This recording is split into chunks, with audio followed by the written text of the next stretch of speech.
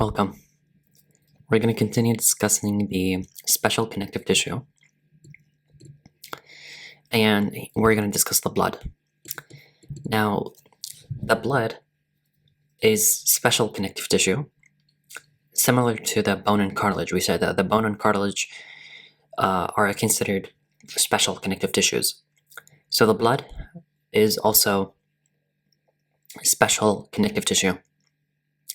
So there's a question telling you what is the type of tissue for each of the following, and they just say blood, and the answer is special connective tissue. Okay, this is a very important question. You should know that the blood develops from embryonic mesenchymal cells, so this also can be assessed maybe in blank questions. And it consists of cells plus intercellular substance and protein components. So we have cells, and the intercellular substance is called plasma. So we have a blood component called plasma, which is cell-free. It does not contain cells. It's like the liquid in the blood. And it is considered the intercellular substance of the blood. So it is not made up of cells. Like, for example, the cells are considered like red blood cells, white blood cells, etc. But the plasma does not contain the blood components. They're considered the intercellular substance. The liquid matter, or the liquid component of the blood. And of course, we're going to have protein components that convert into fibers during blood clotting, or blood coagulation. Blood makes up about 7 to 8% of the body weight in a healthy individual or a healthy adult, weighing approximately 70 kilograms. The total blood volume in the human body is around 5 to 6 liters. So here, those are just numbers that can get assessed in the blank questions. And of course, the numbers you need to mention if you get the question, define blood. Okay, so all of the things we've said here is the definition of blood. And it is a very important question. Also, you can get a very important question telling you to justify that blood is a special connective tissue. And the answer is because it develops from embryonic mesenchymal cells, which are considered connective tissue cell. Okay, so it is a type of a cell that is considered a connective tissue cell. And it consists of cells and intercellular substance called plasma and protein components that convert into fibers during blood clotting. So all of those features, all of those characteristics of the blood makes it a special connective tissue. Okay, and I can imagine a question telling you to mention the characteristics or features of the blood, and it would be a similar answer. Now, we're going to look at these cells. As I said, we're going to have red blood cells, aka red blood corpuscles or erythrocytes. The white blood cells is aka leukocytes, and the blood platelets or the thrombocytes. So, the red blood cells appear as biconcave discs without nuclei in mammals, including humans. So this is very important, describing the shape of the cell, or for example, telling you, give an example for each of the following, and a cell with a biconcave disc shape, and the answer would be red blood cell in humans, or red blood cells in mammals. And of course, we said that the red blood cell does not contain a nucleus, so they're without nuclei. They lose their nuclei during the development of the red blood cell. So we mentioned this fact in the first chapter. Okay, we already mentioned that. We said that, give an example for each of the following: a human cell, or a cell without a nucleus, or adult cell without a nucleus, and it's going to be red blood cell. So the characteristics or feature of the red blood cell being biconcave and without nuclei is found both in humans and mammals, which is basically in mammals in general, because a human is considered a mammal. Of course, we're going to have exception here in camels, where the red blood cells are also non-nucleated, so they also do not have a nucleus, but they have an oval or biconvex shape. Okay, so oval biconvex shape, so it's going to look different than the other mammals. So this was a blank question, like a previous blank question. I think I have it here. This one. No, not this one.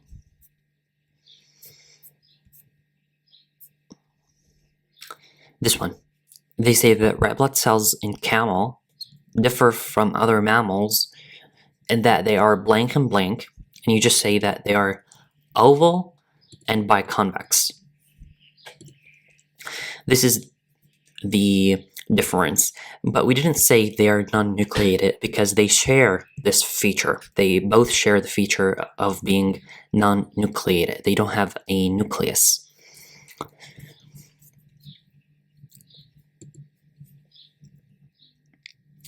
We can also have possibly a question telling you to give an example for each of the following, and a oval biconvex cell, or oval non-nucleated biconvex cell, or something like that, and the answer would be red blood cells in camels.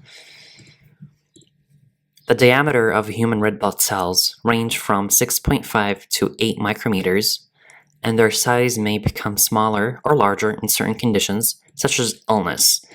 So of course, in certain medical conditions, the size can differ. We're not going to get into details because this is going to be a very long discussion. We can make like a very long discussion about this, but it is not required to know. Okay? The book only mentions that in certain conditions. So even if they wanted to ask about this, like telling you when does that happen, for example, when does the red blood cells get very large, let's say, the answer would be as simple as saying in certain conditions such as illness. Okay, we're not going to get into details here because they're not important. They are not relevant to this book. The number of red blood cells in a healthy adult male ranges from 4 million to 6 million cells per microliter of blood. Also, just pay attention to the numbers. They love to assess numbers for some reason, so pay very well attention to them. And in adult females, the count ranges from 3,900,000 to 5,500,000 cells per microliter. The red blood cell count decreases in cases of anemia and increases in conditions such as high altitude exposure or carbon monoxide inhalation. So this is very important. This is actually assessed in questions or assessed in the exams in general, that the red blood cell count decreases, so we will have low red blood cell count in the body in cases of anemia. Okay, so very simple. I think this is general knowledge at this point. And it's going to increase in conditions such as high altitude exposure or the carbon monoxide inhalation. And why does that happen? Because in both conditions of high altitude and carbon monoxide inhalation, we're getting low oxygen. We're getting low oxygen availability. Now, the blood is responsible for transporting the oxygen to the tissues. Okay, so the blood is the component that gets oxygen into our tissues. Our tissues need oxygen typically. And if we're in high altitude, the air has lower oxygen pressure, and the body can detect this as hypoxia. Okay, hypoxia is happening, meaning low oxygen content in blood.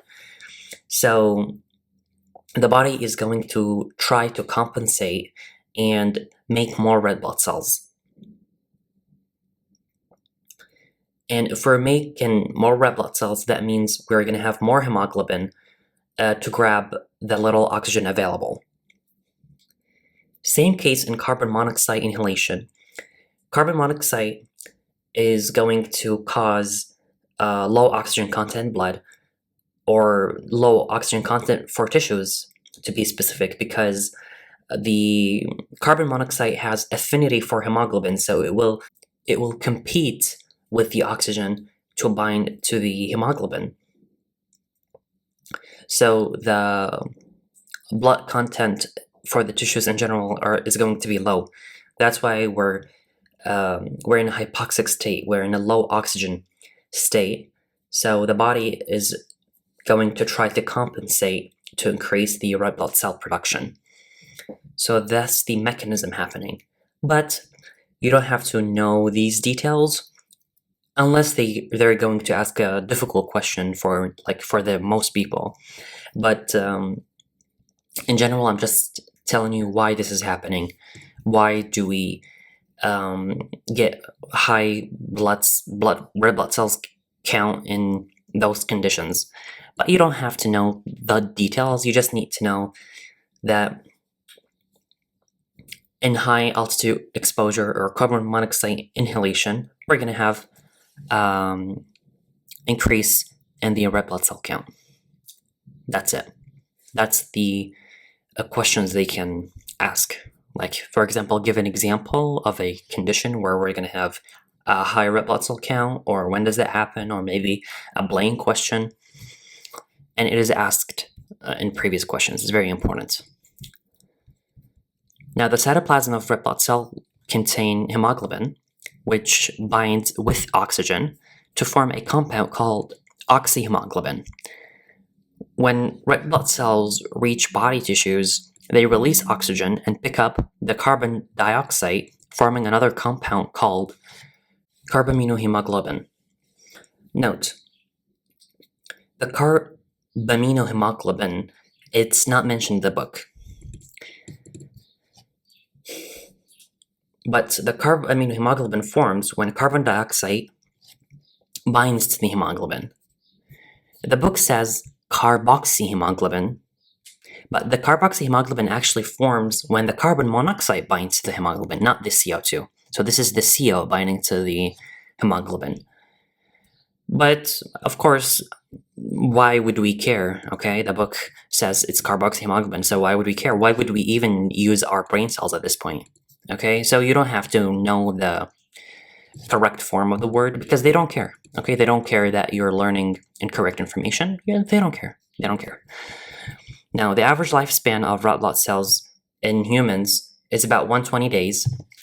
This is mentioned in the first chapter, I think. We said that why their lifetime is very short. That's a justification question, and the answer is because they lose their nucleus. They don't have a nucleus. And the nucleus is responsible for keeping the cell alive, etc. So every second, approximately 2,500,000 new red blood cells enter the bloodstream to replace an equal number that have worn out. And the large macrophages in the liver, spleen, and red bone marrow are responsible for the destroying of the worn out red blood cells. They can also ask you a question telling you who's responsible for destroying worn out red blood cells. And the answer is the large macrophages in the liver, spleen, and red bone marrow.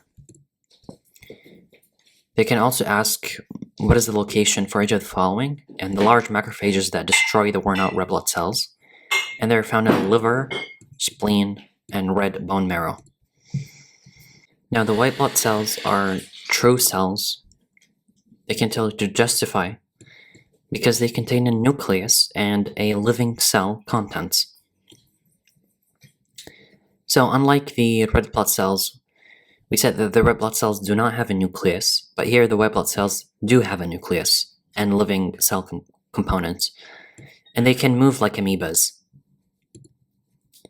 In adult human, their number ranges from 5,000 to 11,000 per microliter of blood. So you can see the number is not that much. It's actually very little compared to the red blood cells. And the ratio of white blood cells to red blood cells is approximately 1 to 700. And typically children have a higher white blood cell count than adults, and newborn infants have about 16,000 white blood cells per microliter of blood. And the reason why children have higher white blood cell count is because their immune systems are still developing and they're more susceptible to infections. So they need more white blood cells. And the body basically is more active regarding the white blood cell production. And the number of white blood cells can change significantly in certain illness. Same thing with the red blood cells. We're not mentioning details here because we don't need them. But generally speaking, we can talk about cancer. The leukemias, for example, can cause a high white blood cell count. White blood cells are classified into two main groups. We have granular leukocytes and the agranulocytes, or non-granular leukocytes. The granular, meaning that the cytoplasm contains granules and their nuclei are often lobulated. So they can tell you, give an example, a white blood cell with lobulated nucleus, it can be the granular leukocytes. Or a cell with lobulated nucleus and a granular cytoplasm, it's the granular leukocyte, which can be neutrophils, eosinophils, aka acetophils, or basophils.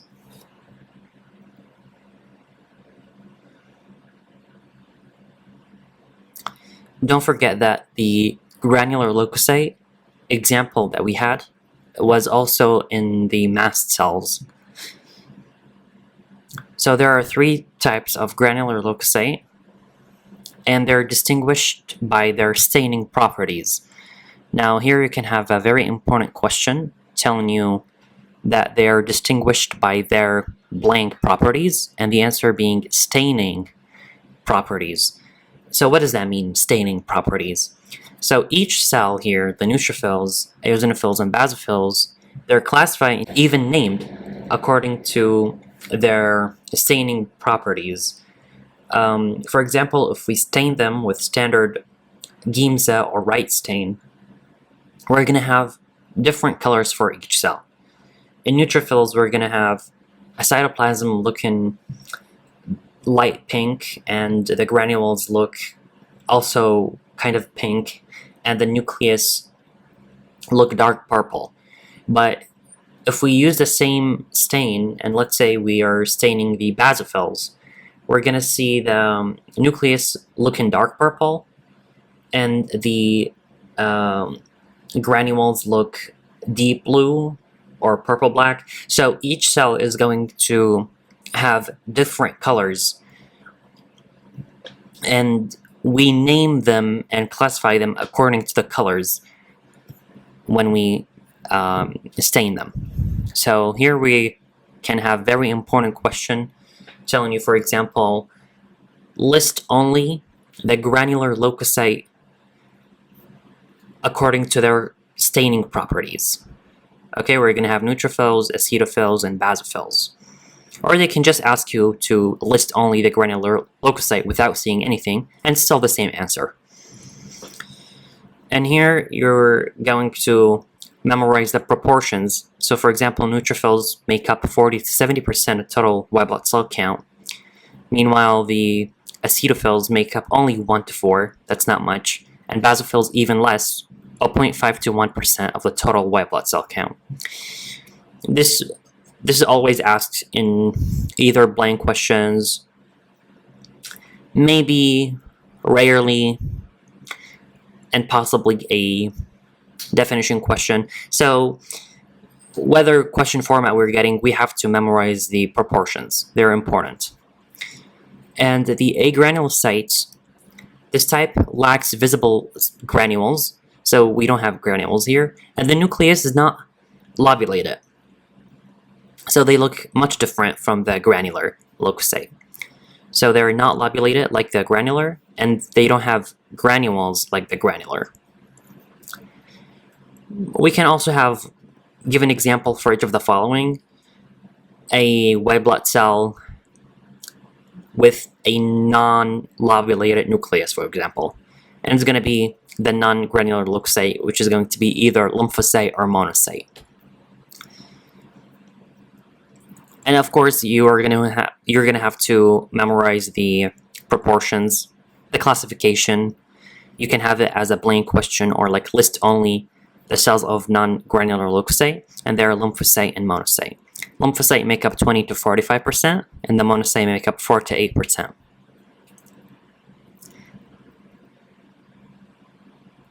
White blood cells play an important protective role against infections, so this is the main function. They are protective against infections.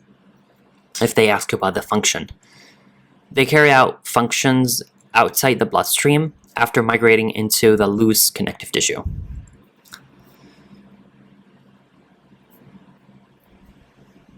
And finally, we're going to have the blood platelets, which are small and colorless spherical or oval discs without a nucleus. So they are also without a nucleus, similar to red blood cells. And they're oval discs, they're spherical, they're colorless. And we're going to have very important questions here that in mammals, they're called platelets. But in the lower vertebrates, such as the birds and amphibians, they appear as large spindle-shaped cells with a nucleus called thrombocytes. So, thrombocytes in birds and amphibians, or like the lower vertebrates, and platelets in mammals, including human.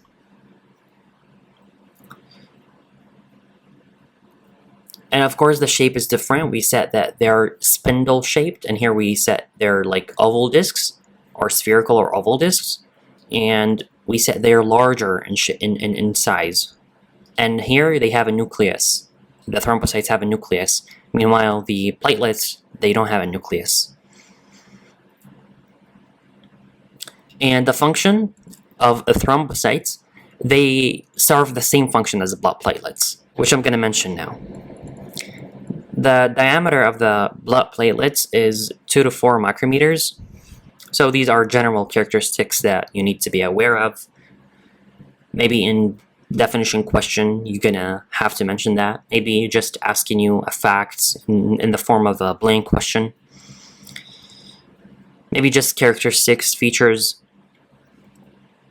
And the average lifespan of blood platelets in humans is like 9 to 10 days. So they're very short lifespan, even shorter than the red blood cells. Large macrophages phagocytize the blood platelets in the liver, spleen, and bone marrow. This is similar to what we said in the red blood cells. And blood platelets serve the function of releasing the enzyme thromboplastin, which plays a very important role in blood coagulation. And they also contain serotonin, which helps in constricting the small blood vessels. So here, the function of platelets. So the blood platelets, we have first function is they release the enzyme thromboplastin, which has a very important role in blood coagulation. And the second function is that they have a serotonin, which helps in constricting these small blood vessels. Also, we can have each one individually. For example, what is the function of the enzyme thromboplastin? And the answer is just they play a very important role in blood coagulation. Or like, what is the function of serotonin? And you say, okay, they help in constricting small blood vessels. We can also definitely have location questions. What is the location of the enzyme thromboplastin? What is the location of the serotonin?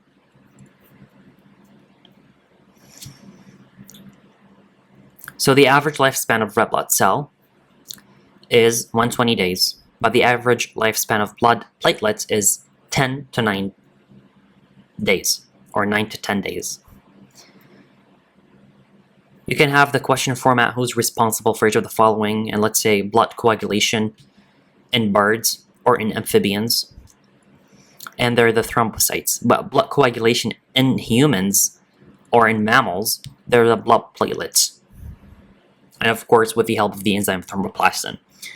Serotonin, who's responsible for serotonin or the enzyme thromboplastin, is the blood platelets.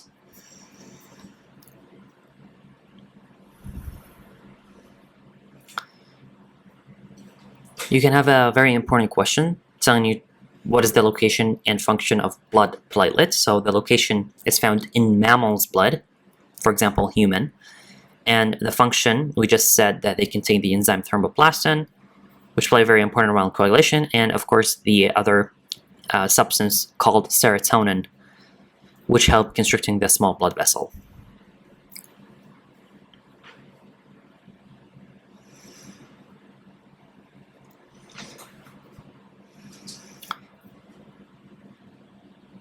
The other question telling you what is the location and function of thrombocytes. Now the location is going to be in lower vertebrates' blood, such as birds and amphibians, so it's not in mammals like in the blood platelets. But the function is believed to serve the same function as blood platelets in mammals, but these thrombocytes are found in the lower vertebrates' blood, such as the birds and amphibians. Of course, definition question is very important for both blood platelets and thrombocytes, and we've already mentioned everything. The comparison question between blood platelets and thrombocytes is extremely important.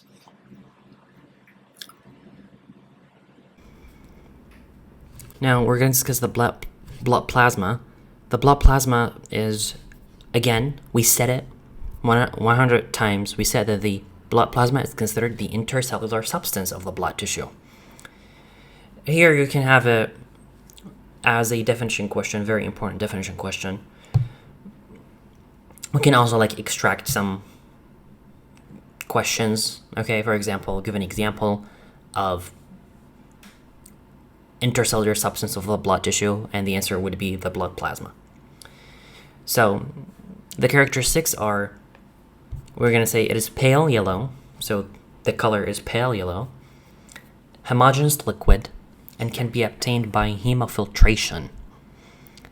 Makes up about 55% of the total blood volume, and water makes up about 90% of the blood plasma. So the proportions are very important to memorize. The remaining 10% consist of solid substances found in the plasma, such as proteins, hormones, enzymes, inorganic salts, glucose, etc. You can also have give an example for each of the following, and solid substance found in plasma, let's say. And you would mention any of those, like protein, hormone, glucose, etc. The lymph, you can have a definition question here, or similar to this, we can extract other questions. So the lymph is a liquid, it's also liquid, and it is collected from the tissues. It returns to the bloodstream through the lymphatic vessels, and the lymph is similar to plasma in composition, except that it has a lower protein content and a slower blood coagulation. So here's the difference. So we said, okay, it is similar to plasma, except that it has a lower protein content, and so that the protein content is typically higher in plasma, and of course it's going to be slower blood coagulation. The clot formed in lymph is soft, not solid, and lymph mainly contains lymphatic cells, and their number varies depending on the number of lymph nodes located along the lymphatic vessels through which the lymph passes.